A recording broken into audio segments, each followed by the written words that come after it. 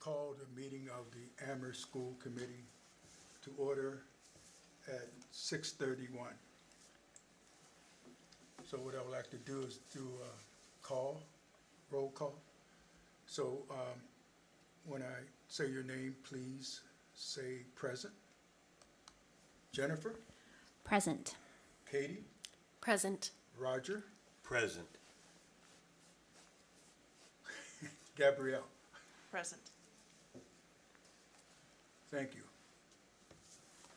And the next item is the approval of minutes.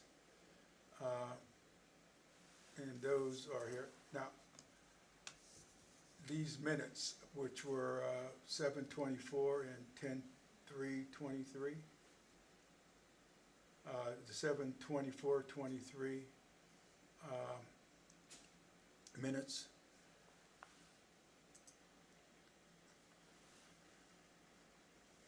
Has everyone read these minutes? And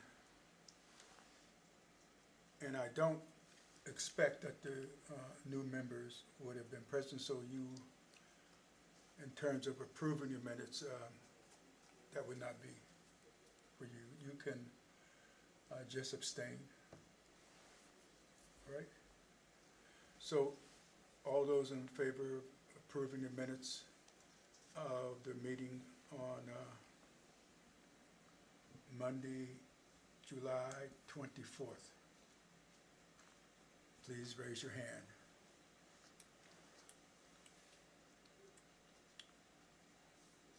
I approve it. Jennifer? I will abstain. I wasn't there. He wasn't there, so it's only, doesn't make sense. All right. And then we go to the next one, which was 10:3. I'll move to approve the minutes from October 3rd, 2023. Second. So all those in favor? It's unanimous. On to the next one, which is public comments. And just for the record, this meeting will be shown via live stream on Amherst Media Channel 15. All times listed are approximate. Members of the public who would like to submit public comments to the committee can do so by joining and speaking in person, sending an email or text message to scppubliccomment@arts.org, or by leaving a voicemail at phone number 413-362-1891. All email, text, or voicemail comments must be submitted by 3:00 p.m.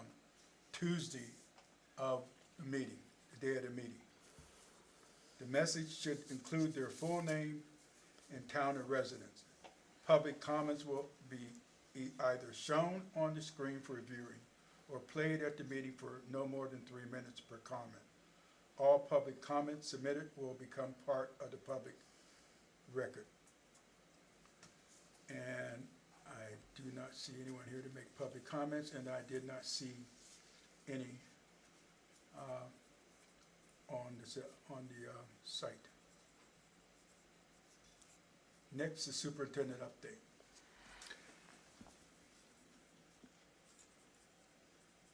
So, good evening.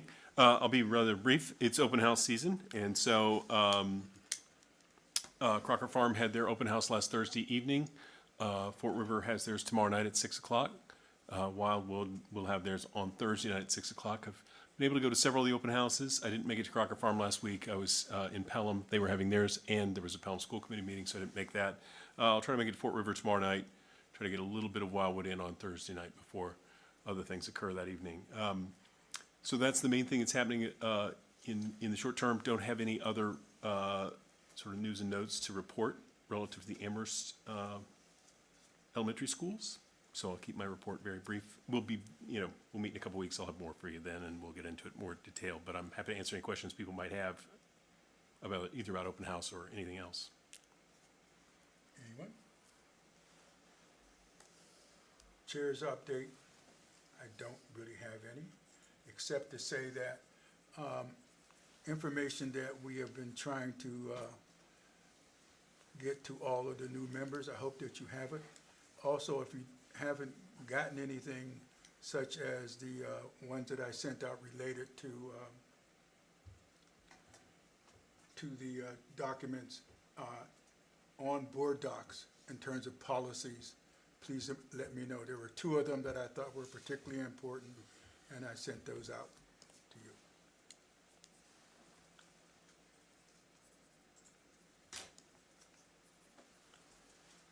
On to school committee announcements. Excuse me, Irv, I'm sorry, I have a question.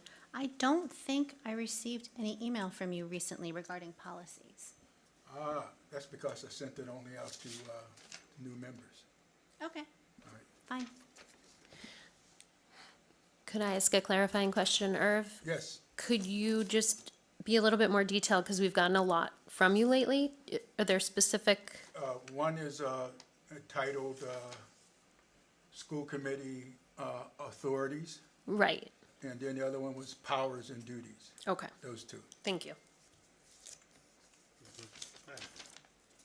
And again, if you haven't gotten that, if you're on board docs now, all you have to do is go to policies, click on policies, and they will all come up.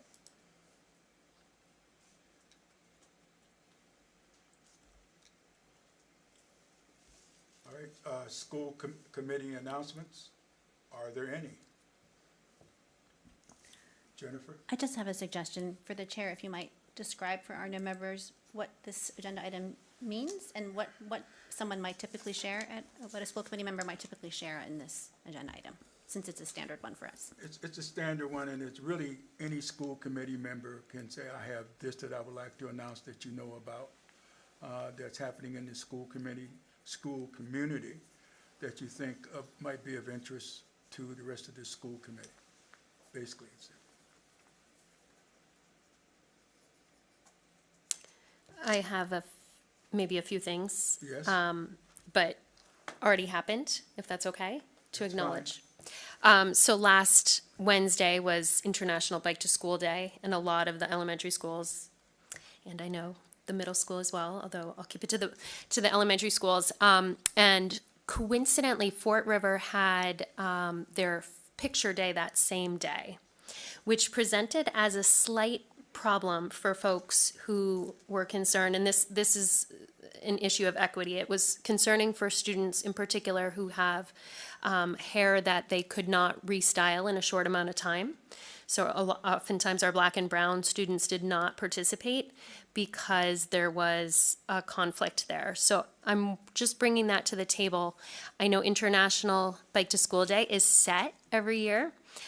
So maybe if it's possible to work around that as with photo days, that would be a great consideration for the future. Thank you. Thank you. Anyone else?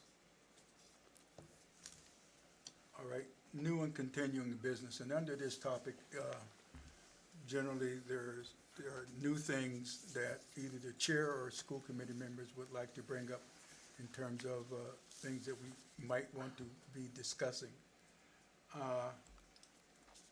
And or things that we failed to finish at the previous meeting. That's why it's continuing business, new or continuing business. I do not have anything. If anyone else has anything, please let me know.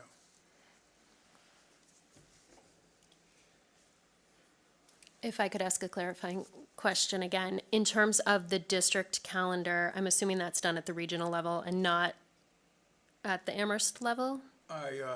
Well, I thought that I sent out to everyone, or at least Sasha did, the calendar for the school year. For school committee meetings, yes. Yes. I'm talking more about the actual academic calendar. Academic calendar. Where can that be found? So on the ARP's website, when it's actually functioning, which is, like I was saying to you guys earlier, but I'll say to the broader public because we have an opportunity to, the host of our website is having difficulty, has been for a couple days. So the ARP's website, if you go to it, doesn't actually come up. But if you were to come up, the calendar's in the sort of banner across the main page, right in the front, right in the center of that is a calendar. If you go to that, it'll have the calendar, and then it'll go to a page for 23-24, and then there's Right. a link there that brings up a PDF of the actual calendar itself. I guess my question was, is it on the agenda at some point to discuss next year's calendar? Does that happen at the regional level or at the, It happens at the Amherst level as well as the regional level. okay, Right. And that generally happens sometime in the spring no, or something, I mean, well, it could be, We It happens in the fall. have moved it up. It used to be around March, which was very problematic for Yeah. families. So last year, we started November, in December okay, discussing it, and I believe by the end of the holiday season, we okay. were close to having it so, done. So I'll repeat that because she's not on the mic. So for folks listening at home, so we traditionally had done it by March previous to the year starting. We've moved that up. Last year we did it in December and potentially finished it right at the end of December, early in January, just so that people had a longer time horizon. And so it's a cooperative process between really all three school districts, Pelham, Amherst, and the regional school districts, to incorporate, curriculum days and teacher work days and holidays and Yeah. et cetera. all right. Any others? All right. Elementary School Building Committee update. Now, so, There's not a lot of there, but I'll tell you about it. did we select a person from this group to be on the elementary school building committee? I believe we did. And who is that? Mr. Walls. All right, Roger. All right, good enough. And I don't know if we communicated that to town hall, but I will. All right, thank you. I think I may have said that I would and then didn't, but, And they did not have a meeting right, on the 5th. right. So once superintendent tells them that I'm on that committee, I'll go up and get sworn in and find out what what else I have to do. I'll get the Zoom link and so forth. Well, Right. they'll have it too. Right, Okay. right. So I'll have it if you don't. But they had originally planned to have a meeting on the 5th, which was last Thursday. Then quorum couldn't meet, and I didn't take it out of my calendar, which is, I think, part of why we thought we were going to have an update here. But we'll do it on the 24th because we will have a meeting for sure of the elementary school building committee. Let me double check my calendar. Okay. This one has like real links in it and the whole deal. On Friday morning. So we'll get him attached and sworn in before that. I'll also be in that process as well. So we'll get that. And so at our next full meeting, we'll update everybody on where that Now, the sits. town, excuse me, the town clerk won't know the link. I'll have to go to whom? It'll probably be Kathy Shane. She's the chair, and she'll probably send a meeting invite to you for that. But I'll pass it along as well if she doesn't. Okay. It'd be good if you could contact Kathy and make sure she gets it to Roger. Absolutely. All right. The next agenda item, it says new agenda item, that doesn't exist. It should have come off of there. So the next is fiscal '24, quarter one budget update. And on your computer, if you're on board docs, under the budget, under the agenda item that says quarter one budget update, there's a little bit of page there. If you click on it, the budget will come up. I'm on, okay. So, the fortunate thing about the quarter one budget is it often is everything looks good. And that's mostly because we haven't had an opportunity to spend much money and be in a place where we're in a difficulty with our budget. But what I'm showing on screen is the top part of that report that was sent to you. What I do when I display this is we show the original appropriation, so what we budgeted last spring. Budget adjustments, unless I ask you for a budget adjustment, generally you won't see anything in that column, so perhaps in a quarter four, we might do a budget adjustment that you can see. We need your permission to move things between the lines that are on this report. So if we need to move, $10,000 from utilities to facilities, that's gonna be a transaction that we're gonna ask you guys to do. Transactions within those categories, the detailed lines within those categories are ones that we as business office and departments can manage those without that kind of a change. But if, say, for example, as we work through the year, we recognize that we've not hired staff and we need to take salary or payroll lines and use that to fund some expenses, then we can do that. We'll ask that to be a change that you guys would commit to and make in a recommendation to you. And typically, we do those very late in the year. We sort of leave things as is until we get to near the end, and then we'll have that conversation. So, but that's what budget adjustments is. Revised budget, of course, if we make an adjustment, then it shows what the new number is. Year-to-date expenses, those are actual dollars out the door. Checks have been written and money's gone out. Encumbrances and projected encumbrances is that next line. That's anticipated spending. In other words, that's a circumstance where we have reserved the money from our budget for the purpose of spending it. The bill hasn't come in yet. And so if we have known expenses that are coming up, for example, if we contract with a vendor to do something over time, they'll bill it as they do the work. We're not allowed by law to pay for things in advance of receiving them, so we must receive the good or service before we pay for it. As a result, we'll often encumber money, but then pay it out over the year. And so as the year goes along, encumbrances sort of vary a little bit. Some of them will shrink. You'll notice some of the numbers are decent size, and so that's why some of the last column starts to look like it does, and I'll get to that in a second.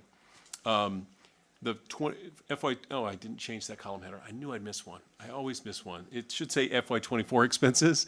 That's a total of the encumbrances and the actual expenses, so that's a combination of the two previous columns.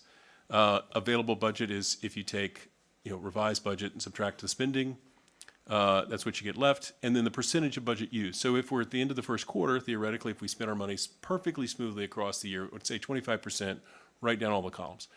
It's not how it works. For example, in the salary section, a large number of our employees start in late August, and so they really only have 2 paychecks in September, which is the end of the first quarter. So normally what we'd see there in that first one is about 15%. We're a little under budget, which is just an indication of staff we haven't quite hired yet, and so we're tracking just a little under budget at the moment, but that's not unexpected at this time of year. The next line down is the contracted. Most of that's summer service, so we offer summer programming for kids with special education needs, et cetera. Those things happen in the summer, so that's why that's so high. We spend a lot of that contracted payroll in the July, August timeframe, and so that's why it's at 38%. You're like, oh my goodness, we're really spending our money too fast. But that's when a big chunk of the money that we spend for contracted salary services occurs. So when we pay people to provide our summer services, they're contracted for that summer work. So that's not surprising to see that at a large number. Our substitutes, again, only a couple payrolls on this, so not a ton of substitutes the first few weeks of school. But that will be a number we're going to monitor throughout the year because COVID is still with us, and it does require a 5-day quarantine period, which puts a lot of stress on our substitutes. As we look through the rest of these, there's a couple areas that I wanted to draw your attention to that are in colors other than green. In particular is the English language education. It's a tremendous amount of expected spending around translation that we have to do. So if kids or their families are not native English speakers, there's certain requirements for translation of like an IEP and that sort of thing. And so we anticipate a fair amount of that kind of spending. We've overcommitted a little bit at this point. I think that last year we were in the same position. We didn't end up spending all that. So that's some of it's about should we budget more in that area. Some of it's also have we over encumbered relative to the couple of vendors that we use for that purpose. So it's an area that I'm not panicked about at the moment. I definitely think it's worth keeping an eye on. You notice the totality of the budget is $22,000. So 10% is $2,500 out of a $22 million, $23 million budget. Finding a few thousand is not as hard as, say, some of the other areas that are much, much larger. So again, that's not an area that I'm at this point in the year too worried about, but I do want to keep an eye on it because it is a little overcommitted relative to resources available. The other one that is much more concerning to me is the facilities. It's currently tracking well over budget at the current time. Part of the reason for that is a change in how we do our trash removal. And so we incurred some expense this year with a change in how we did it. We used to have the town of Amherst would collect our trash. We would pay them for that service. Sort of an ironic thing we do in a few different places where the town gives us our budget, and we turn around and give it back to them when they charge us for a service. But we also pay for our water and sewer that way as well. But it's cleaner accounting-wise when they do it that way, and it's on a per-use basis. The town of Amherst had a large garbage truck that they retired at the end of June this year. They decided not to replace that, and so both the town of Amherst and the schools now had to go out onto the open market and find a contractor to provide trash removal service for us. The big expense that's really kind of hitting us here that we're going to have to find some resources to cover is the purchasing of new dumpsters. So that's part of why that's as over budget at the moment as it is. And again, we'll look to either resolve that with some savings in other areas of the budget and ask you to transfer some funds to cover that. But we're also going to have to just really watch that budget carefully and make some adjustments to it as we go through the year to keep ourselves on track on the totality of things. You'll see some other areas in the budget that have pretty high percent of budget used. Some of that's an artifact of the areas. So if you look at IS, for example, we do a lot of software renewal. A lot of that happens at the beginning of the year. So that's part of why they spend at a higher rate than what you might expect in the early part of the year. You know, in something like special education, you often see a large number of encumbrances for anticipated service. So we're providing the service now as the vendors that are providing that service are providing that service. They'll bill us, and we'll switch from encumbrance to actual expenditure. And you'll notice there that you know the encumbrances are much larger than the actual expenses so far. But we'll keep a close eye on those. Any of those that are in that larger percentage of budget used, you know, we want to keep an eye on. Some of them are explainable. We buy a lot of, you know, the schools are right around that 25% mark, maybe a little above that. They buy a lot of supplies at the beginning of the school year. Each of the classrooms does a certain amount of purchasing for, you know, whiteboard markers and paper and that sort of thing that we do right at the beginning of the year. And then they replenish that as the year goes on, but they often do a lot of purchasing early on. So that's part of why you see those at those rates, like 30%, 25%, 22%, that kind of thing. So all in all, the budget's in pretty good shape. There are a couple areas that I'm keeping a close eye on because they're a little more along the way in their spending than I would have expected at this point. But at the same time, we've got time to make corrections and take corrective action if necessary. And sometimes it's an overly cautious encumbrance policy, not policy, but approach that a given department might take. They might anticipate a lot of spending that may or may not really happen. And so we just have to keep an eye on that as we go through the year and make sure that as we get into second quarter, third quarter, we're really tightening down and understanding where our resources are and where our overages are. And, you know, when you create a budget, it's a frame that you're going to start from, and you're hoping to have made, you know, good estimates of what those costs really are going to be. But then we, you know, sort of live the experience and adjust as we go along and try to manage our choices as we go through to make sure that we stay under budget. We can't overspend what's been, you know, allotted to us. There's not a lot of wiggle there. So we've got to kind of finish the year under what, you know, at or under what has been appropriated to us. The other thing that I'll share for the newer members also is this is just the appropriated budget. So this is the part of the budget that has been appropriated from the town council to the schools for the purpose of running school. It's most of the money we spend, but by no means all the money we spend. So the grants are not in here, gifts are not in here, those other sources of funds like that are not here. When we do our budget book, you know, in full, we'll have some representation of some of that spending. So some of the supports we get from the state, some other sources of funds, that sort of thing will be more clearly shown in those budgets. But this is purely the funding that the town of Amherst has given us to spend on our schools. So I think I'll stop there and see if people have questions about what they're seeing or what they read, and we'll go from there. Gabrielle? I have two questions. first of all, on the projections, how far out are those projections? Are they the full fiscal year? Some of them, yes, some of them, no. I mean, some of them are, things that we might cut a check for tomorrow that'll be on the next warrant, that'll completely close out an encumbrance. Others are projected well into the year, so it's a mixed bag, I guess, is a short answer. Okay. And sort of following up on that, I'm wondering why there's no projection for food service, since it's something that presumably is well known from prior years. And I'm wondering why some of those, like that one in particular, wouldn't have a projection in there. Right, so, so food service is largely, self-contained, I guess is one way to describe it. So we generate revenue, we get revenue from the state and federal programs that support our food service. This budgeting of food service is $70,000 is an amount to augment if we run under budget. I should say over budget. So we have a budget for our food service program.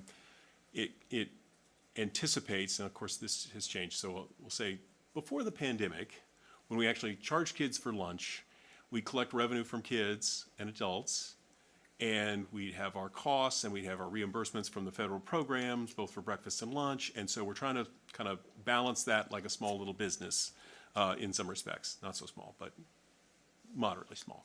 And generally, we would need some support from our budget to cover all the costs. In other words, generally things would be, our expenses would be over the cost of our revenue that we generate.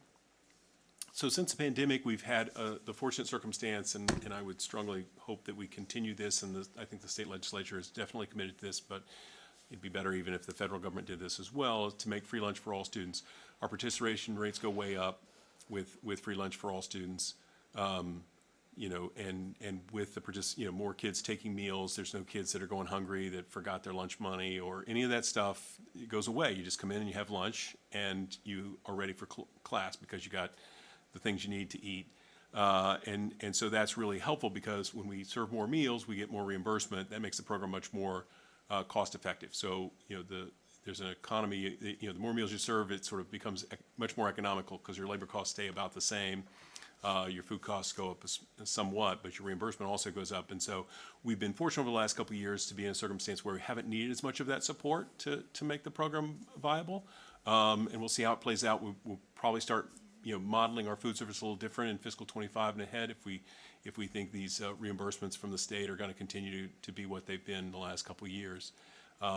So that sits a bit like a piggy bank in some ways, but the intention is that 70,000 we budgeted is going to support our program as we go through, and we generally make sort of one transaction to sort of hit the expense later in the year, but we do sort of keep an eye on that. You'll see that also in like control accounts. Control accounts. Part of what's in there is some anticipated spending relative to the contract that we settled. There's also some reductions in spending that are sort of hidden in there that we had identified but not specifically. But often what's in control accounts are things like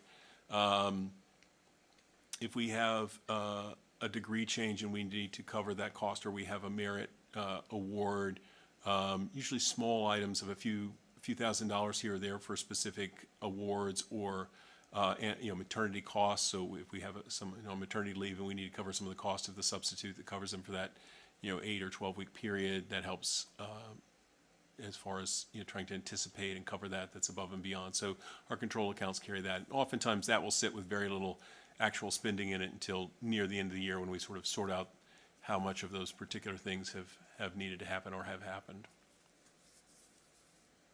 Thank you. Anyone else? Katie? I have a lot of questions, and part of that I think is this is new for me, but I also didn't have a whole lot of time to review it because we just received it this morning. Yeah. So pardon me in advance, but so there's a few overarching questions I have, and then there's more specifics. Mm-hmm. The first, if you can just scroll down a bit, the first is how do you like, what is your basis for determining, nope, just the colors, sorry. What's the basis for determining how you shade something green, yellow, or red? Because I'm concerned about some and would shade them a very different color than green, and I'm wondering how you determine that from a quantitative perspective. Yeah, I have to say it's not terribly quantitative. It is in some respects. The primary things I look at relative to this is as I described. So certain areas of the budget, I fully, for example, the fact that IS is at 71%. That's been true, pretty much every year over the last several years. If you looked at the first quarter, it's going to be in that 60 to 75% range. And I know that their expenses and their expenditures are heavily biased toward the beginning of the year. We do all the software Renewal, releases. right. We do all the purchasing for, like new Chromebooks and all that yeah. early, generally. And then we have a small amount of spending that sort of tapers throughout the whole year. So, there's a certain, sort of institutional knowledge that's applied in some respects. What I'm looking for generally when I color something yellow or red is things I didn't anticipate that don't seem like they match with what we anticipated budget-wise and are going to be problematic as we move through the rest of the year, because we know we have certain ongoing expenses in all of those categories. So, for example, in facilities, we know we have to buy custodial supplies. We know we have to buy other things of that sort. We will have some repair work, grounds and building repairs that we need to do. And, with that sitting at 135%, I'm very worried about those. Now, some of those are encumbered, so we encumbered those, and then we got hit with the sort of trash removal piece that was unknown when we did our budget. So we knew we had to do it. We just didn't know how that, bidding process was going to play out. So the actual removal's a little more expensive than it was. And then we had a larger cost that for the actual physical, devices, dumpsters that we had to buy. So that's a concern. That's an atypical chunk of spending there. And so as I go through and when I'm doing this, I'm looking at sort of every line in the budget. I mean, I don't look at every single one every single time, but I'm looking, sort of in the groups and clusters. When I see numbers that strike me as unusual, I'm then looking more at each of the details and like, why are we so over or under, or why is this spending so much higher than I expected? And, then we'll find, a couple of lines that are really sort of out of balance. I go look at the specifics of our transactions on that and say, well, what happened in regard to that? It could be a miscategorization of spending. It could be we just incurred a lot of expense early on and we're going to have to manage that as the year goes on. So that's the kind of research I'm doing, and that's part and parcel of what I'm looking at and thinking about when I go through and stick the colors on this. And especially as we get into the second and third quarter, because we have, an ever shrinking amount of resources left because we've, paid people and that sort of thing. So in terms of this original appropriation, is that reflective of the budget that was approved last spring, March, by the Amherst School Committee? By the Amherst School Committee, and then subsequently by the Town council in June. Okay, because I'm just wondering too, because I have that, and there's a lot of different lines that don't match that. So how can you? Yeah, so it's a frustration I've had since I took the business manager job, the finance director job, is that the budget areas are close but don't exactly match with what's here. Well, some of them match exactly. Exactly. It's just certain categories. Right. So why? That's one of those things I've wanted to detangle and have not had an opportunity to, because it is Let's confusing. try. And so Yeah. it's generally speaking, so sometimes like IS is mingled with administration. And there's 3 budgets that I'm working on, and all 3 of them have slight deviations between the budget from last spring and the quarterly reports we do. And I'm, working with inherited documents and wanting to get to them and revamp them and align them, but they're off a little bit. And so. And some of them are off slightly by like $10,000. Others are like $300,000. Right. So that's where it gets, like if we're, not me per se, because I won't be here, but Right. if and when you're charged with approving a budget, that's hard to approve if there's that level of discrepancy. Right, so the total spending is still the same in both, so it should, at the bottom of it should still say 25,933,095. It's always the same. That will Right, will but match no, exactly. when you're So it's concerned really about, if you're concerned about facilities, for example, Yep, I mean, the budgeted proposed was 583,000 and That would- change. so that's because on this one, utilities is pulled out separate from facilities. Okay, So this is split those two apart, whereas on the budget, they were together. okay. So you hypothetically could take from the two different pots. Yeah. Okay, so I wouldn't be concerned about that. Well, I think what this, I mean, and again, it's one of those things where,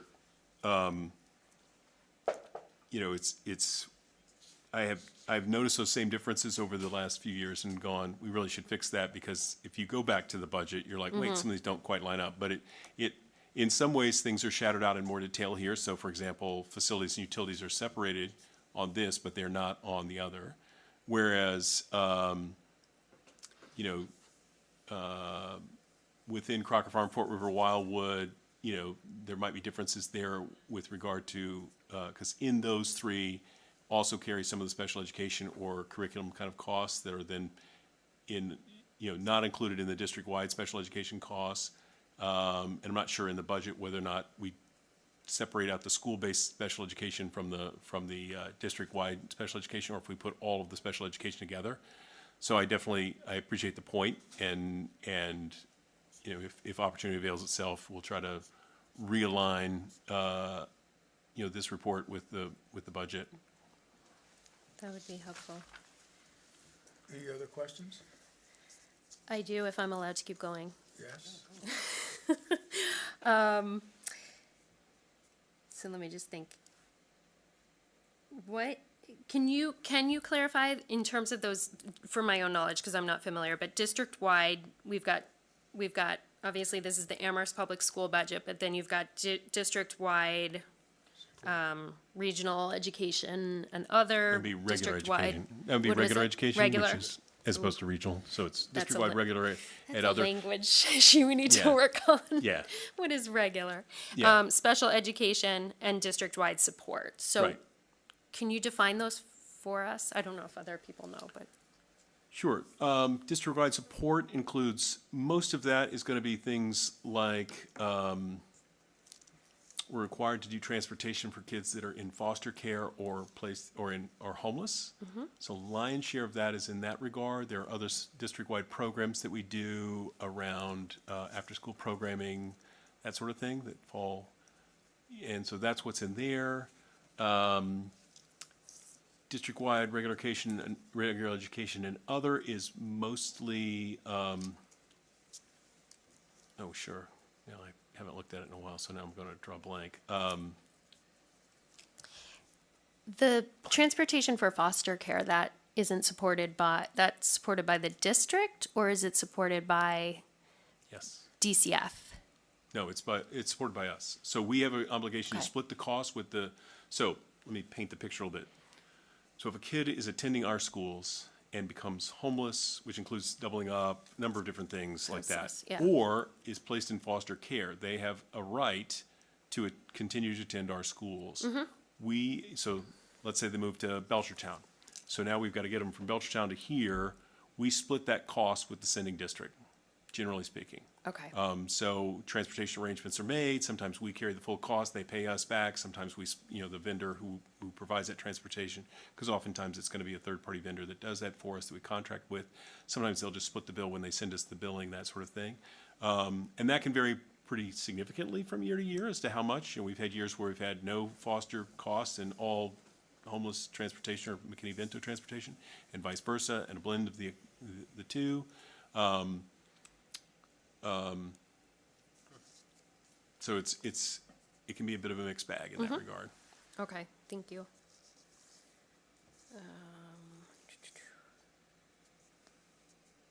I had the same food service question as you did. And then I'm curious in terms of our special education budget. Can you explain the 88.5% to date? Yeah, so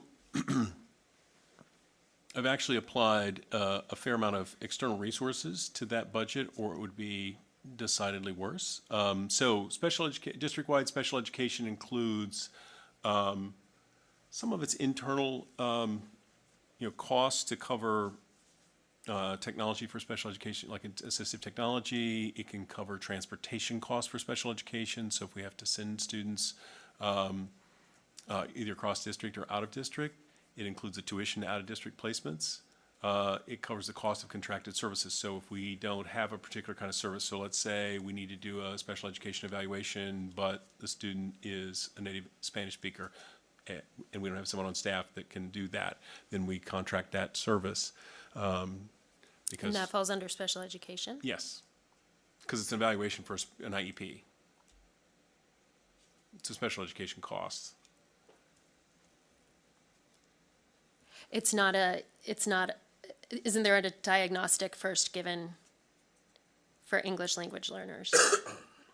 No, there's that as well, but that would be under district-wide regular education. Other would be if we were just doing a testing of their language skill. If they are then subsequently being evaluated for special education services. Okay, So if we need to bring in a interpreter. school psychologist that's bilingual, we don't have one of those on staff. We've tried to hire one. We don't have one. Then we contract out that service. Okay. So that's included in there. Okay, But we also, if we have students that are placed out of district, we don't have a ton of them in the elementary. Right now, we're actually at a very low number. We had a few in past years. Those are much more expensive. We try to keep most of the kids in-house with our ILC and our building blocks and other programs like those.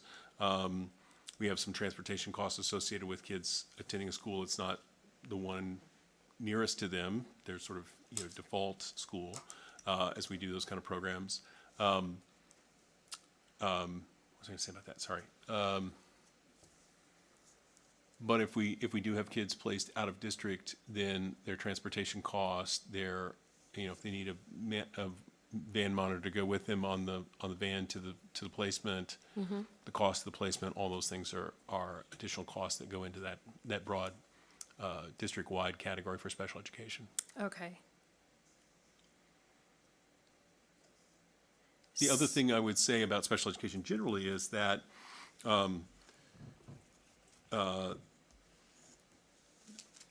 generally compulsory services. So not whether we want to or not, we're required to provide a free and appropriate public education. And so if those services are deemed necessary, we have to pay the bill, as it were. Exactly. And so other parts of the budget have to be modified to accommodate that. And it can be really variable in those costs in the course of a year. We try to anticipate as best we can, what our expected level of needs going to be around those, but it can vary very, very widely. So this category, the district-wide special education, is different.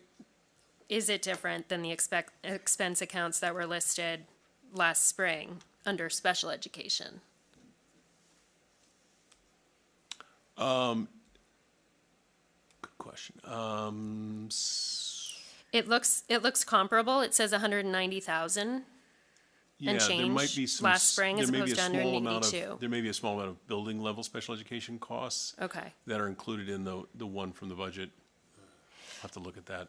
So then I guess my question is, and just looking back at years past, fiscal year 23, 22, 21, the anticipated expenditures were much higher, like 506,000. If you're looking at the budget, you're probably looking at actual 637,000. spending. And I can tell you that in the last couple of years, we've had more out-of-district placements than typical. And so those kids, when they get to seventh grade, then they become the region's expense as opposed to the Amherst expense. And so when you have a shift, so if you have an out-of-district placement, those can be, just to give you a sense of scale of how expensive they are, they can be from $50,000 or $60,000 to place those children to $200,000 to place those children. So it can be a very expensive kind of cost. So if you have 4 students that are or 5 students in out-of-district placement and you go to 2, then you saving a suddenly lot. shrink your budget rather significantly. And we're kind of in a phase like that at the present time. We had several more than we do in the current circumstances. So that area of the budget by design, is much smaller than it has been in previous years because we have fewer students and some resources. So when we have extraordinary expense regarding special education, there's a thing called circuit breaker, which allows some of those extraordinary expenses to be supported. What we generally do is we sort of expend the money and expend the effort in one year, we get funded the following year, and then we spend that money the year after. And so, if you have a fairly steady number of out-of-district placements, and the amount of money that you have available from year to year is fairly steady, it's a little atypical that over the last couple of years, we had an uptick in the number of out-of-district placements. This is why you see those numbers being $500,000-$600,000. We also then have subsequently received a lot more support from the state under circuit breaker, and so that is helping to shrink that part of this year's budget quite considerably. A lot, yeah. Okay. And then in terms of the salaries, is I guess clarification, and this is coming from constituents who have heard a lot about increases for particular administrative salaries. Is there any way to know what the difference is in terms of what was approved from last spring to now? And you don't have to produce it now, obviously, but something to think about. So I'm not sure I followed the question. I want to make sure I'm understanding properly. Constituents have brought it to my concern. They've showed me like administrative salaries, for example, which is public record. Is there any record of salary increases from the time that the budget was approved to now? Given that there were shifts in the summer. Yeah, I mean, when we budgeted, we look at all of those sort of salaries and make a projection as to typically a cost of living increase for almost all of those salaries. Now, there are times when we review people, and some of those folks that fall into that broad category are not strictly administrators. Sometimes there are other folks that are non-union staff, and depending on their circumstance and maybe some additional responsibilities they begin to carry or changes in what they do, or will make an additional shift besides just a cost of living increase. So in that regard, there's some upticks in that, not significant as far as the totality of the budget is concerned. And as far as individuals, that are truly in the administration of the district, no, those were all on a par with, the projected for Superintendent Morris salary was, 2.5%.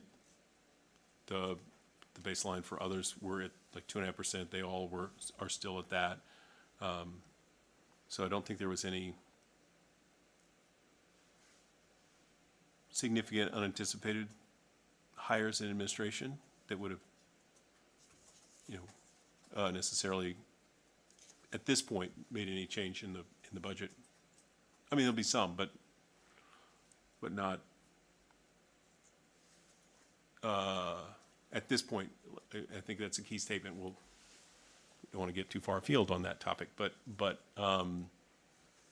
we'll see how the rest of the year plays out as we do things like perhaps hire someone to help out in the business office. That would be an unbudgeted expense.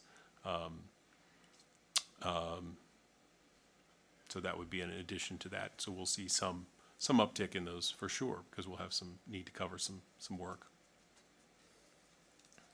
I think that's all I've got. All right. Can I just have just one question before you, or actually, Jennifer? Anytime you're a finance person and you see something that's anything more than 50% over budgeted, and you're at the first quarter, it's cause for concern, but it doesn't concern you, which is interesting. Some more than others. Yeah, I mean, like, district-wide sped support, I understand that, district-wide support. And then, obviously, the English language education is obviously concerning, and obviously very concerning. Right. So I'm assuming you're gonna be on top of that and keep us informed as that goes forward. Right. And the other thing is, in terms of facilities, my assumption is you purchased these dumpsters all at once with one pot of money and Right. bang, it was done.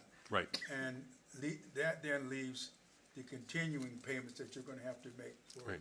trash removal. right. Right. And so the question I have is, since it's 135%, already 135%, and you're at 48,000 arrears, where is the rest of that money going to come from? So there'll be things that, so we've encumbered some money for custodial supplies. We may have to defer some of those choices and those purchases. We may have to do that in some other areas. We may have to make other choices around curriculum supplies or any of a number of other areas where we might have to sort of shave a little bit out of what people might want to spend. And so, you know, that'll be how we sort of make up that shortfall in that regard. You know, there'll be a fair amount that we can potentially do within that department.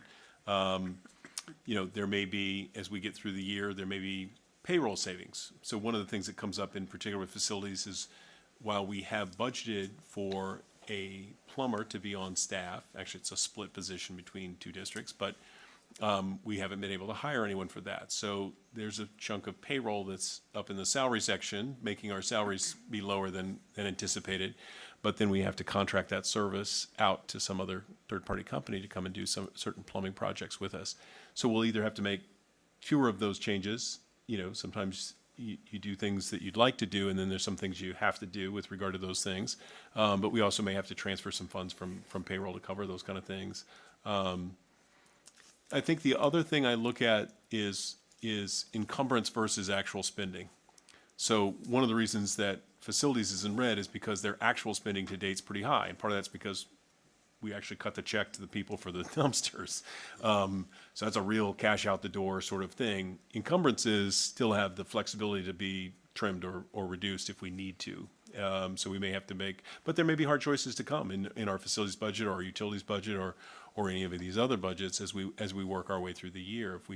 If we continue to see certain things trend high, you know, and that's really where Q2 is really going to be a critical juncture for us, because I think some of these things that have me a little worried at this point, if they sort of hold true to that, if we start realizing real expenses over the course of the next few months, you know, October, November, December, yeah, we'll start to have conversations about how we do that, and what restrictions we're putting on our staff around some of their, you know, more or our less compulsory spending, you know, and it's still, you know, we have these budgets and we want people to use those resources to buy the stuff that kids can use for educational purposes, and we want to do that. And, you know, sometimes circumstances dictate that we can't do it quite the way we'd like to, or the way we envisioned it when we put our budget together. Well, you know, in terms of facilities, the good news is you've already put out a huge I'll call it quasi-capital expense. Right. And so next year you won't have that. Nope. Anyway, Just a point of clarification on something you just said. You said encumbrances is a place where we can maybe tighten things up. Did you mean projections? Like the encumbrances are already, So sometimes we Encumbered. encumber things in anticipation of costs, but if we recognize we don't need it or we can't spend it, we can shrink the encumbrance. So Okay. we can, you know, the encumbrance isn't locked forever. It reserves the money now, and it's anticipated to be spent. But if things are bad enough, we'll Okay. sort of shave So you those can down and free up those and resources if presumably your necessary. projections may also Right. change as those things happen. Absolutely, absolutely.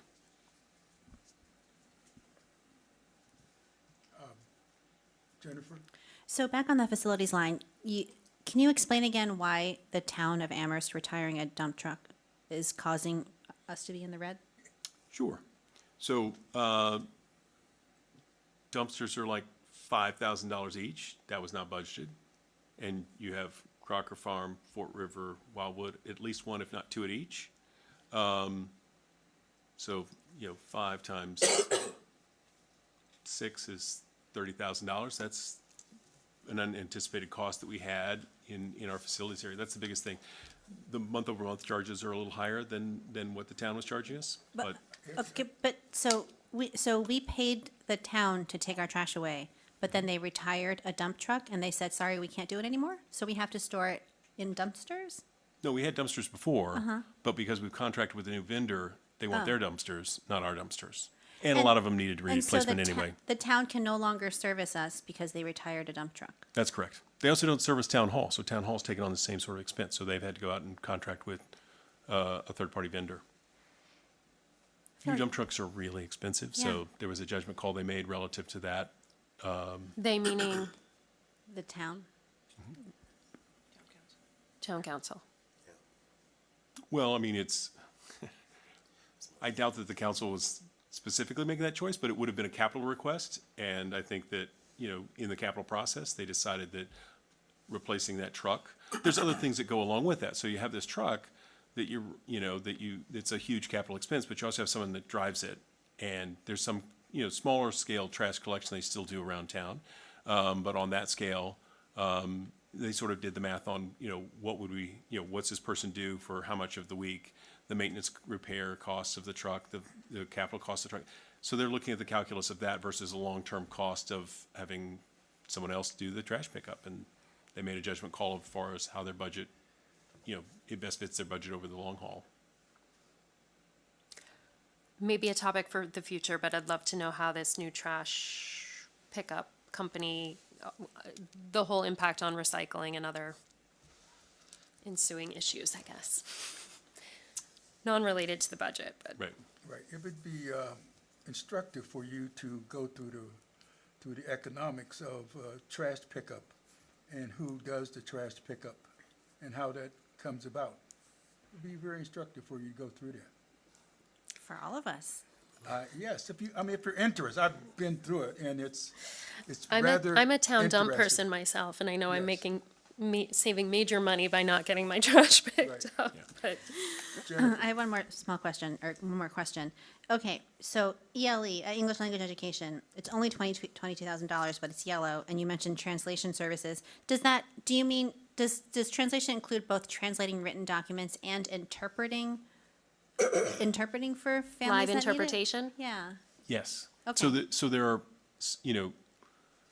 in our payroll section, we actually have some staff, we have ELL teachers, but we also have some paraprofessionals and folks that we hire to provide translation service. And And If I so, can- yeah. well, let me make Interpretation services. interpretation service. Sorry, I've been imprecise. So it's interpretation is okay. translation. Translation is typically the written Correct. word. There are things that we ask, and we have some staff, central office staff that does some translation for us as well. But when you get into things like IEPs or some of those kind of things, very technical documents, you need very specific skills in that area. And so that's where contracting with, a number of vendors. There's, I think we've used UMass for some things. We've used a few other companies that do that in different ways. So that's a big piece of it. But there are some staff as well that are also doing those kinds of things and that kind of work for us. And are we always able to fulfill a request for translation or interpretation? Because I've heard from constituents who have said that sometimes they just can't find anyone to either translate or interpret. Yeah, we have what is sometimes termed a low incidence language. We try to do the best we can to find somebody for all of those. There are certain things we are compelled by law to do. We typically translate more than is explicitly required by law, but it serves us and our students and our families much, much better when we do it. We have had circumstances of really low incident languages that we've struggled to find someone. I think currently we don't have any of that, but we have over the last few years been in circumstances where we've really struggled to find somebody with what's generally termed. We have, depending on the year, anywhere from 35 to 50 different languages that we support, whereas most districts have like 2 or 3. Or 5 maybe, but we have a whole range, and that's the blessing and curse of being next to a major university, but also that's also a resource for us to sometimes find people who can help us out too.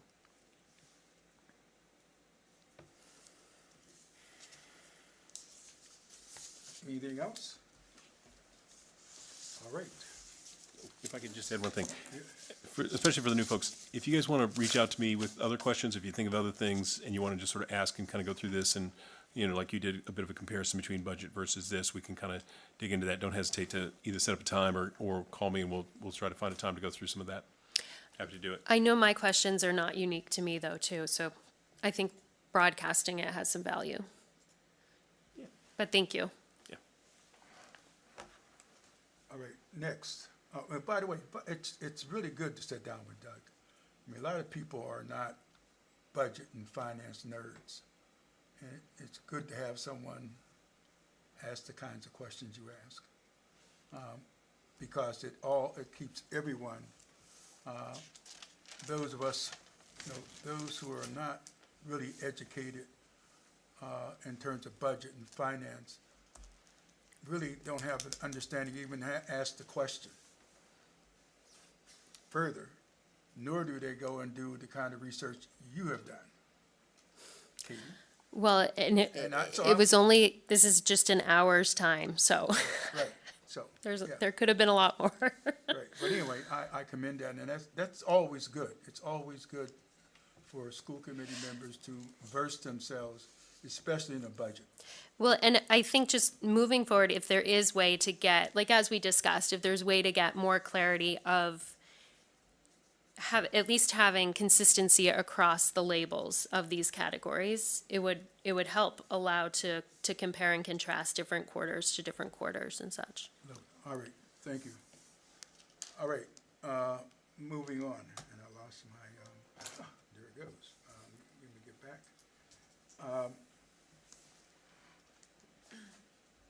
Subcommittee assignments. There are regional subcommittees and there are Amherst subcommittees.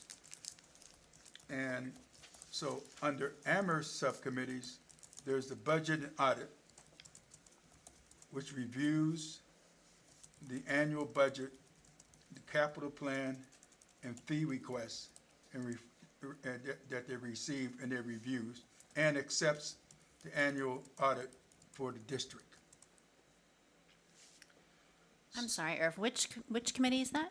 Budget and Audit Committee. That's the Amherst Subcommittee.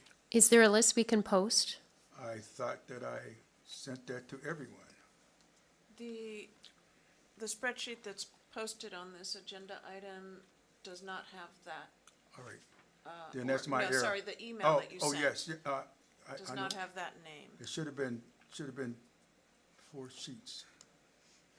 Should have been 4 sheets, but it doesn't matter. I will get that to you. But this one is the one that I know went to everyone, and that is the one and that's mostly region. Oh, okay, if I could, the one you just described, I think is a region. No, it isn't. It's also, Well, it's got regional names on it. yeah, but I'm reading from mine. This is all ASC. Oh, I see. You just said Budget and Audit Subcommittee. Yeah, I did, and it is. Amherst has a budget and audit subcommittee as a part of our, As well. yeah, we do. All right. It's got a budget coordinating committee with Let me get down to that. Just let me go on. I gotta find this. There's also a policy committee, and typically that is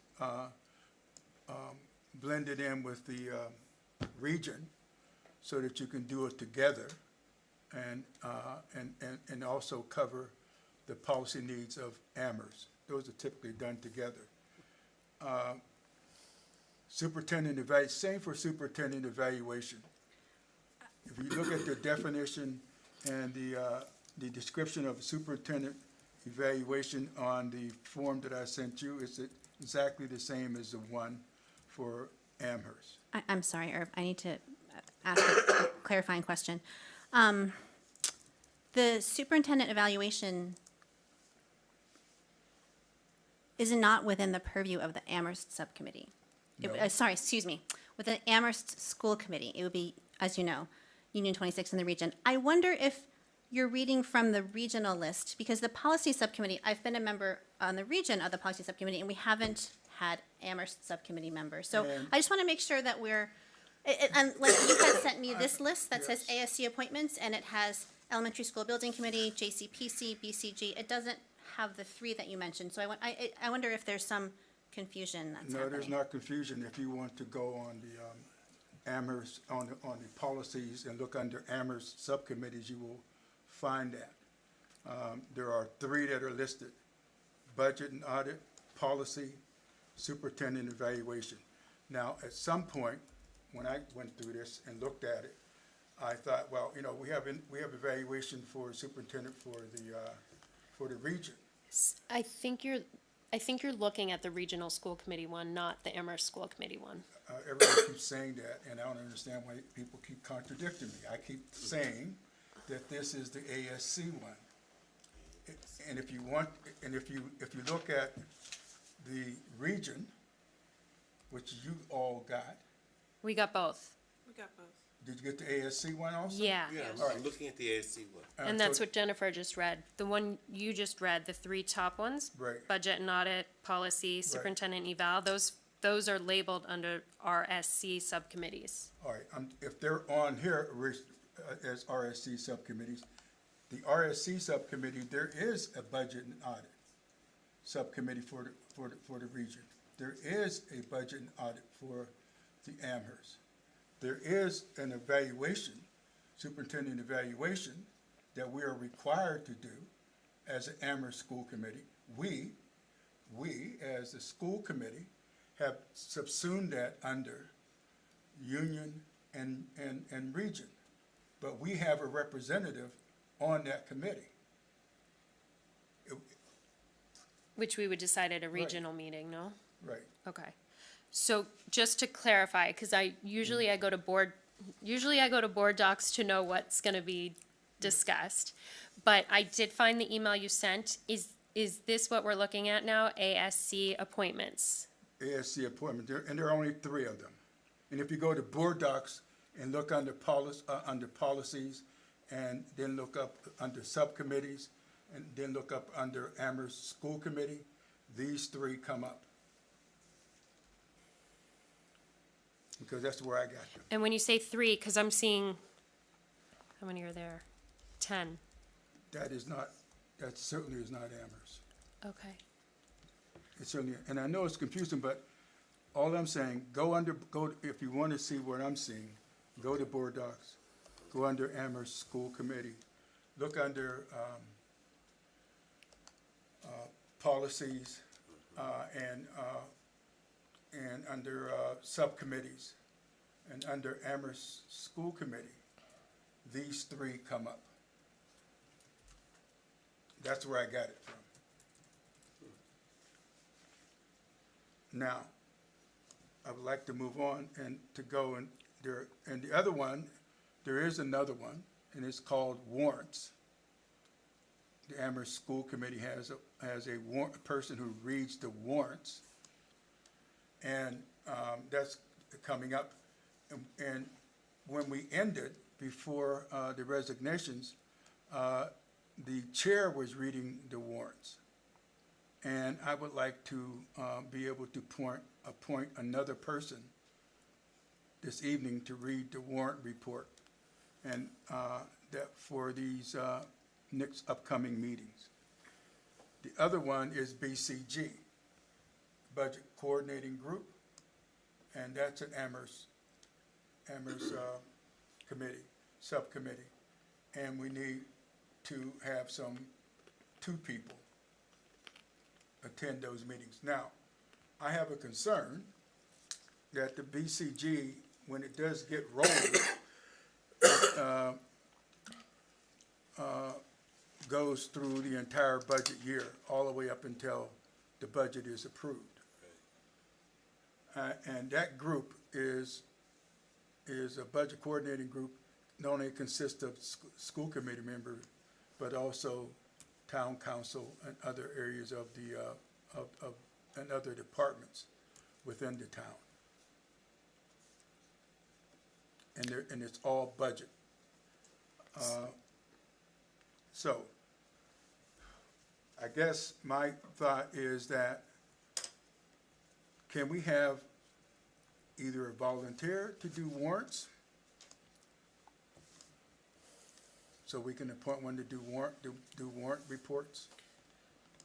Just a clarification, which subcommittees do we need to populate at this meeting? Warrants, BCG. Just those 2? And we do not have anyone on the budget committee. Is BCG And- different than a budget committee? Yes. Yes. Maybe let me explain again, and I should have explained it, so I apologize. BCG is called the Budget Coordinating Group. The Budget Coordinating Group is a town-wide group from all of the different departments, all right? Usually coordinated by the finance director, who we do not know who that's going to be because the finance director left. That is a very, very key group for the town, the Budget Coordinating Group. And typically, 2 members from this committee sit on that. All right. Do we have an approximate, it says 1 to 2 times a year. Do we have an idea of when that happens? 1 to 2 times a year to do what? To meet? Yeah, I doubt that. That's, I know That's it's what what it it's- says. that's but- what it's saying. in the spreadsheet I that know, you I know, it sent does, us. Oh, okay. it means more than 1 to 2 times a year. Yeah, that is for there's sure. times when it meets Okay. more than that. There's some years that it meets less than, more like 1 to 2. It depends on the year. I think the harder the budget is, the more often that group meets. So there's, a couple folks from school committee, there's a couple from the library trustees, Yeah. a couple And- from the yeah. finance committee, and I couple asked counselors, because you so- you have the 3 of us just for a few months. Yeah, So I'm looking I'm to see if very consistency aware- is important. I'm very aware of that. And that group is very active in the formation of the budget. And we don't really have to make that decision tonight. Because that's something I want to think about in lieu of the nature of that the 3 of you will be leaving in December, at the end of December. Gabrielle? So, when I opened the document that you sent us, the spreadsheet that said ASC appointments, when I looked at those 10 categories, it looked like, the MPAC liaison, that's the Multilingual Parent Advisory Council liaison, and the, MASC delegate didn't have a name listed, so I thought maybe those are the ones we need to populate. But what you're saying is, and I just wanna make sure I'm understanding the situation here tonight. Budget coordinating committee needs 2 people. Warrants approvals needs 1 person, but I didn't hear you say anything about the other ones on that list Right. of 12. This is, when I look back at this now, for instance, it has a collaborative representative, even though they say it's Amherst SC appointment, that really is a regional appointment. CPAC is, we populated that with a regional person. William did that. If I could, I believe for both the collaborative and CPAC, they can have because the regional school committee is a separate body from the Amherst School Committee. They can have representatives from both. No, last year, I was the representative to CES, not last year, up until 3 weeks ago, I was the CES representative I believe you. from the region. I believe you. But the Amherst can also send a rep. But we've never done that I remember, because I served for 2 years, almost 2 years, by myself. There was never an Amherst representative. Okay, but there could be one because we are both member committees of CES. The same way that the 2 committees are separately members of MASC and can send separate delegates to the MASC.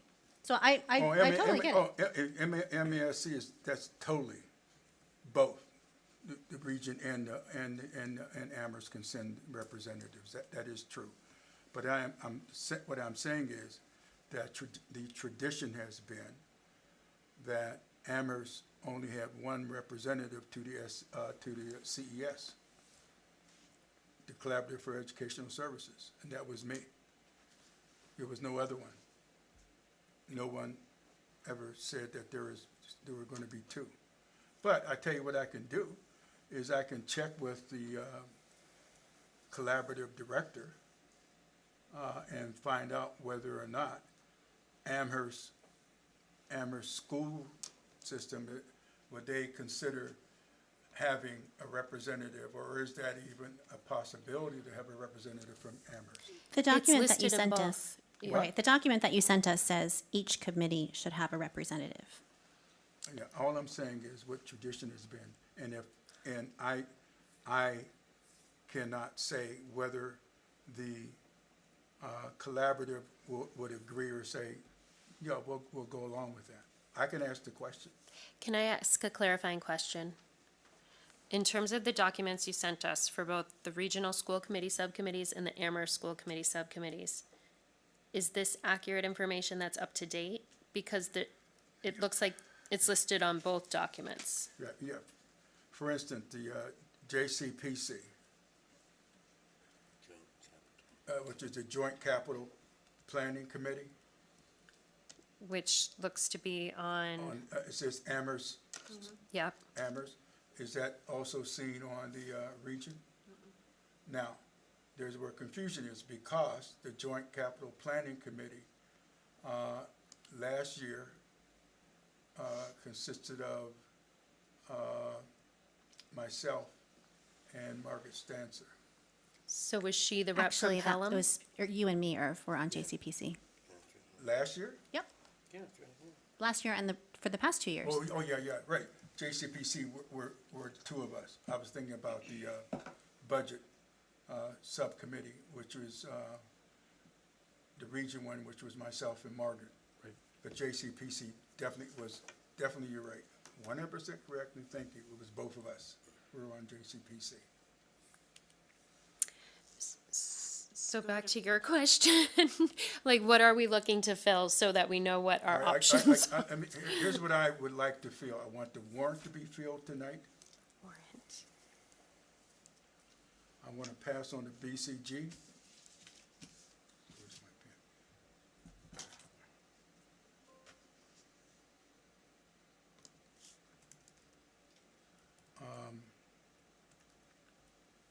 And then there's the Amherst Media Liaison.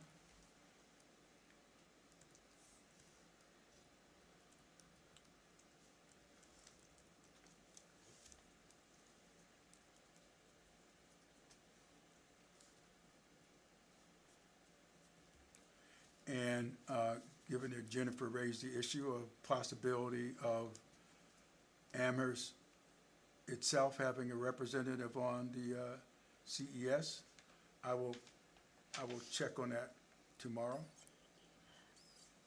Mr. Rhodes, Yes. may I share some CES. institutional memory? Yes, go ahead. Do you want to talk into a mic, Oh. Deb? Yeah, that'd be good. Only if it's okay. No, with the yeah, chair. go ahead, 'cause No, I just wanted to share some institutional memory. I was still taking minutes prior to the pandemic. At that time, we did have an Amherst, a regional, and a Pelham rep to the to collaborative. the collaborative. Yes, Well, thank you, Debbie, because welcome. this is the first, no one has ever mentioned that last year. I was Right. the only one. okay. But yes, definitely, unless they've changed something since the pandemic, they will not only allow but encourage that each committee have a rep. Yeah, all right, so here's the question I have. Does this committee wish to have a rep to the Collaborative for Educational Services? And the reason I'm asking that question is that the ones who are interim would only serve until the end of December. Go ahead. I think we should have a rep. And Irv, even if it's you for both Amherst and the region, oh, you don't want to do it. No, in other words, there are 3 other subcommittees that I serve on, and plus being chair here, and then. Sure, yeah, it's a lot. And then other stuff. Okay, I'm just saying, I think since it is our right and almost our responsibility to send a member, I think that we should. All right. I do not wish to be that member. If anyone else here would like to be that member, then please step forward. For the collaborative, For the collaborative. I'm happy to do that. All right. Unless someone else wants it. Yeah, I'll call the director tomorrow and notify him. Right, and that is Katie.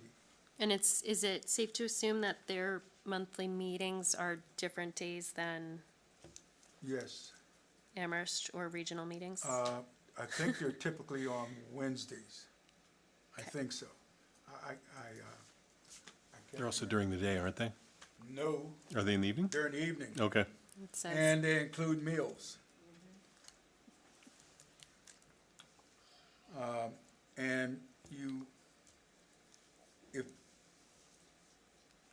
it is a really interesting group, there are representatives from all the school districts around, and most of those people serve on school committees of other districts.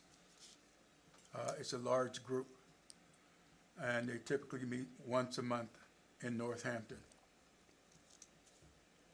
So Katie, I will call and get that. do we have to vote on this or anything? I do not wish to vote on this. I don't Perfect. think we need to vote on it. Nope, sounds And good. if people really want to vote on that, we may. And if I'm out of form, then I'm out of form. But we can always do it by acclamation. Gabrielle, I'm happy to serve on the budget coordinating group. all right.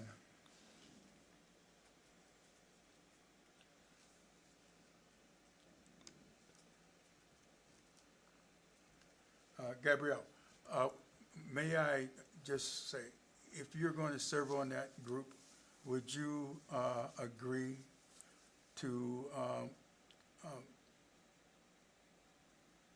when this term is up, that the new person who comes on, that you sit down with them and go through whatever we've gone through? Of course. And, I'm serving on the elementary school building committee already, and I imagine it means you have to go get sworn in again. Am I right? You have to get sworn into that committee in particular because it's a committee of the town, Okay, but we'll get that arranged tomorrow and have them connect with you. okay. Do I need to get sworn in for the, For what? Collaborative? No, for And also BCG. for BCG, no. There's no swing. All right, Roger, you're on building committees. And Jennifer, In the document you sent, I'm already listed as the Amherst Media Liaison, so you can count on me for that.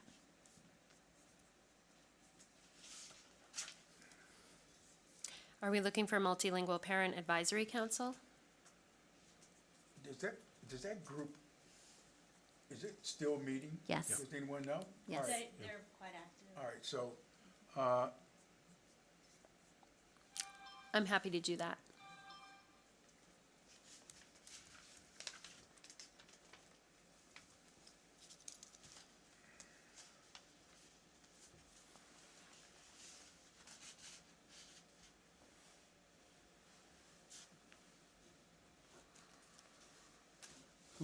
who's the multilingual? Katie. For MPAC or LPAC, depending. Yeah.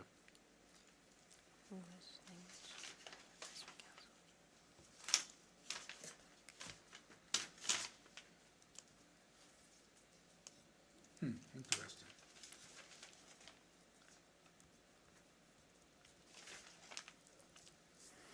Is LPAC under us? I believe LPAC changed LPAC, its name to Impact. yeah, MPAC, are they under the Amherst yes. School Committee? All right, because I don't have that on my list. I have CPAC, Impact, oh, that's it, it's LPAC, there it is. Yeah, And that's, you just agreed to do that, I did. Katie did. Katie.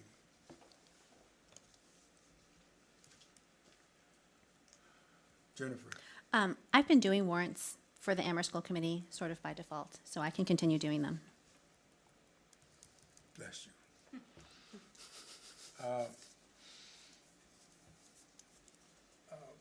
So Debbie and Doug, would you ensure that all that, the warrants go to Jennifer for Amherst. Yeah. And then she Keep can that up. get, she's gonna have to get, whatever keyed in, I don't know, in terms of being able to access that. I've already been doing them. You already done, all right, good enough. She's good to go. All right, let's see.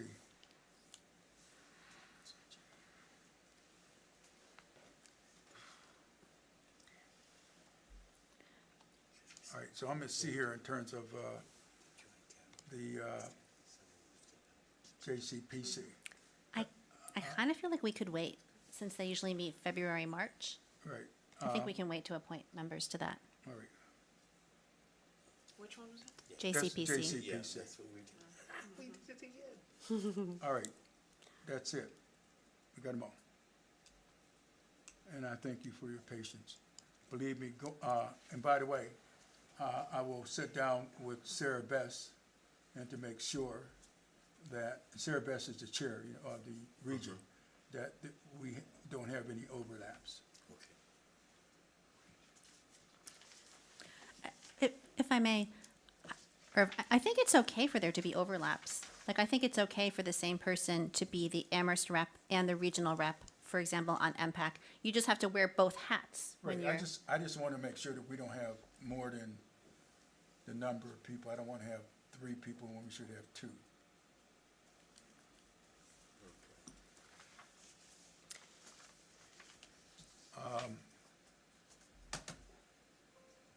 Would we expect that somebody's going to contact us with information about meeting dates and times?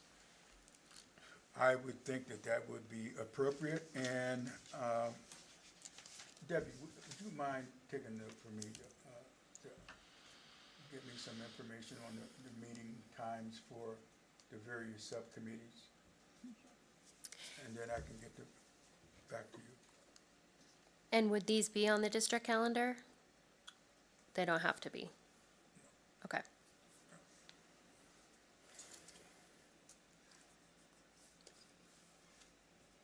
All right, is there any other thing, and thanks for your patience. When I went through these before, I have 4 different sheets, and ones that are coordinated, they are now coordinated. And I won't know if they're really coordinated until I sit down with Sarah tomorrow. All right, any other thing related to the subcommittee assignments? Warrant report. Jennifer. I have warrants. I'm sorry I didn't send them to you, so I'll send you the PDFs, Irv, so that you can post them on Board Docs. Yeah, and also, would you make, do me a favor, make sure that they're always on Board Docs, so. Well, I am not able to post them on Board Docs. Who does that? Sasha usually does that, so Sasha Figueroa, if, Okay, she I'll send- should be receiving them, like, once you sign, she should actually get a copy, and she should put them on, Okay. but it never hurts if you know which ones you've read or you haven't read, if you want to just send her a note and say, the ones dated this, and this, or if you just want to send them to her and say, make sure that these are posted for this meeting because, and she can attach them and make sure that that's. Great, I will do that. So I'm just going to read them. I, Jennifer Shao, authorize by my signature payroll in the amount of $539,156.40 dated October 4th, 2023. That's number 1. Number 2. I, Jennifer Shao, authorized by my signature payroll in the amount of negative $14,286 dated October 3rd, 2023. And finally, I, Jennifer Shao, authorized by my signature payables in the amount of $249,020.36 for the warrant dated September 15th, 2023. This includes general fund expenses of $169,088.21, revolving fund expenses of $840.49, and grant fund expenses of $59,094.13, and other fund expenses of $19,846.53 for capital and gifts of $151. Thank you. It would be good, Doug, if these warrant reports showed up on Board Docs. Yeah, absolutely. For both school committees, because they don't usually do that, and it really should be. Yeah, I agree fully. Next is accept gifts. Are there any gifts? I don't believe so.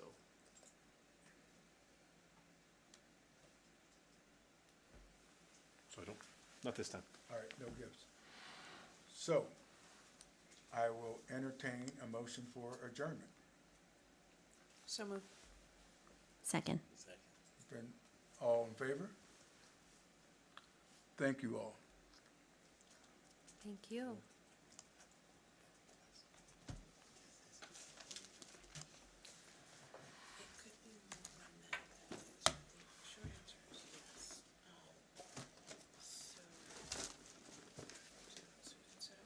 So it's okay to go over now, Doug? It's okay to go over now, to grab those Yes. documents? Yeah, it'll take me a minute to sort of pack my bag, but yes, other than that. Doug, in terms of that, Is it okay if I? Yes, ma'am. We won't No, no, die on we the gotta- spot? Good night, all. If she wants to. Katie, Yes. Got copies of it ready to roll, so. yeah, You can also we convert have this to, a conversation, not a so conversation, that you just, can turn it into a real thing, like a Sure. legible document. But there's, So make sure you're away from the mics. so when you pick up the documents from Doug, there is a Dropbox, acknowledgement form for you to sign, Okay. so and you can set that up. so when you sign that,